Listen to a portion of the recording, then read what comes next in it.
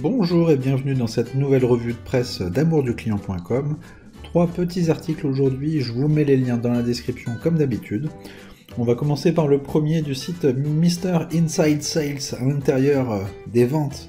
Un rapide secret pour que vos emails soient ouverts et lus. Un deuxième article, 3 trucs du groupe Heinz Marketing pour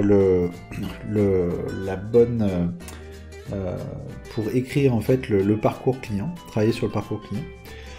Et enfin un troisième article d'Integrity Solutions,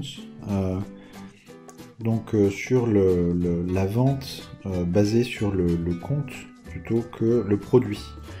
Donc on va parcourir rapidement les articles. Comme d'habitude, je vous mets les liens dans la description. Le premier article, c'est le plus simple. Un secret rapide pour que vos emails soient ouverts et lus. Vous allez lire ce petit article. Il va simplement vous dire en fait, il suffit que le sujet de vos emails commence par le prénom de vos destinataires. Donc moi c'est Philippe, donc Philippe, virgule, blablabla.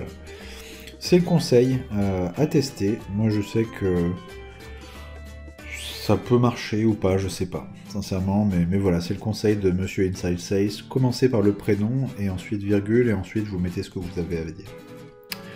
Deuxième article, donc c'est un article très court lui aussi, qui dit tout simplement que votre équipe, marketing, commercial ou transverse, tous ceux qui sont liés avec la vente, doivent écrire ou faire le schéma du parcours client et à quel moment il interagit avec quel service chez vous.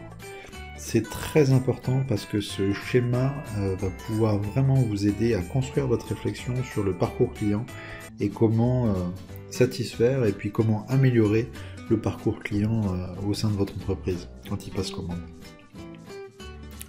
Troisième article, sur la vente type compte clé, grand compte.